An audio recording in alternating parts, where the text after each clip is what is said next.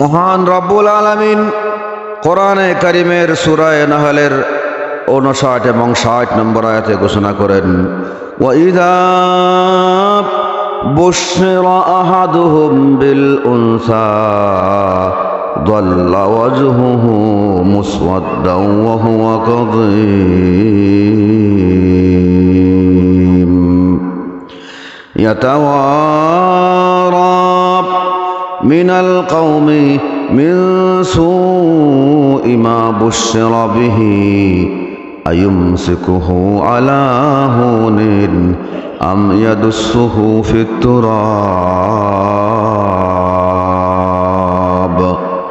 মহান রব্বুল আলামিন কোরআনে কারিমের সূরা নাহলের আয়াতে ঘোষণা করেন, যখন আইয়ামে জাহিলিয়তে মূর্খতার যুগে ইসলাম আগমনের আগে, কোরআন আগমনের আগে, বিশ্ব নবী মুহাম্মদুর রাসূলুল্লাহ সাল্লাল্লাহু আলাইহি ওয়াসাল্লামের আগমনের আগে যখন কোনো কন্যা সন্তান জন্ম নিত, কাউকে যখন সুসংবাদ দেওয়া হইত যে তোমার একটা কন্যা সন্তান জন্ম নিয়েছে, সাথে সাথে তার চেহারা কালো হয়ে যাইত, সে রাগান্বিত হয়ে যাইত, লোকালয় ছাইরা সে জঙ্গলে চলে যাইত। ওইখানে গিয়াও শেষ না, চিন্তা করত আয়ুমসিকুহু আলা হুনিন আম ইয়াদুসুহু ফিত তুরাব। কন্যা সন্তান যেহেতু জন্ম হয়েই গেছে, এই মুহূর্তে আমার জন্য লজ্জিত হওয়া বাছায় রাখি, তাহলে আমি লজ্জিত হব, লাঞ্ছিত, অপমানিত হব। আমি এই অপমান সহ্য করে নিব, নাকি আমি অপমান থেকে বাঁচতে হলে এই কন্যা সন্তানটাকে জীবন্ত মাটির নিচে পুঁতে ফেলতে হবে। মহান রব্বুল আলামিন ঘোষণা করেন, আলা সাআ মা ইয়াহকুমুন। নিশ্চয় নিশ্চয় তোমাদের এই সিদ্ধান্ত, এই চিন্তা চেতনা, এটা অত্যন্ত নিকৃষ্ট মন্দ চিন্তা চেতনা। কন্যা সন্তান জন্ম নিলে বেজার হয়ে যাওয়া, অসন্তুষ্ট হয়ে যাওয়া, এটা হচ্ছে আইয়ামে জাহেলিয়তের কাফেরদের স্বভাব। আমাদের সমাজে এখনো এমন কিছু মানুষ আছে যারা আমাদের কাছে আসে, আয়সা বলে, হুজুর আমার একটা তাবিজ দেন। কিসের তাবিজ? আমার মেয়ের ঘরে যেন একটা নাতি হয়। কেন? তোমার কি আগে কোনো নাতি নাতনি হয় নাই? বলে হয়েছে হুজুর, আমার একটা নাতিন হয়েছে, ওই সময় দেখলাম শুধু আমার বেআইন বেজার হয়েছে, কিন্তু আমার দামান খুশি আছে। এরপরে আরেকটা নাতিন হয়েছে, তখন দেখলাম আমার বেআইন না, আমার বিয়াইও বেজার হয়ে গেছে। এরপরে 3 নম্বরে আরেকটা কন্যা নাতিন হয়েছে, তখন আমার দামানও বেজার হয়ে গেছে।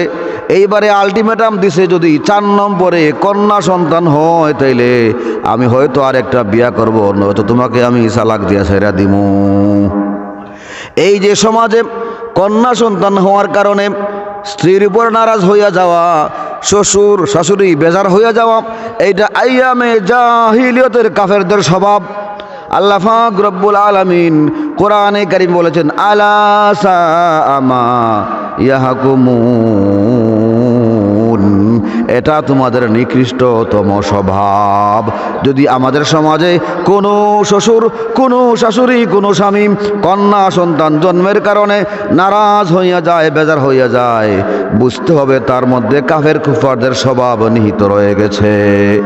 অথচ নবীজি মুহাম্মদুর রাসূলুল্লাহ সাল্লাল্লাহু আলাইহি সাল্লাম ঘোষণা করেছেন, মান কানা লাহু সালাসু বানাতিন ফাসাবারা আলাইহিন্না ওয়া আত'আমাহুন্না ওয়া সাকাহুন্না ওয়া কাসাহুন্না মিন জিদ্দাতিহি কুন্না লাহু হিজাবাম মিনান নারি ইয়াউমাল কিয়ামাহ।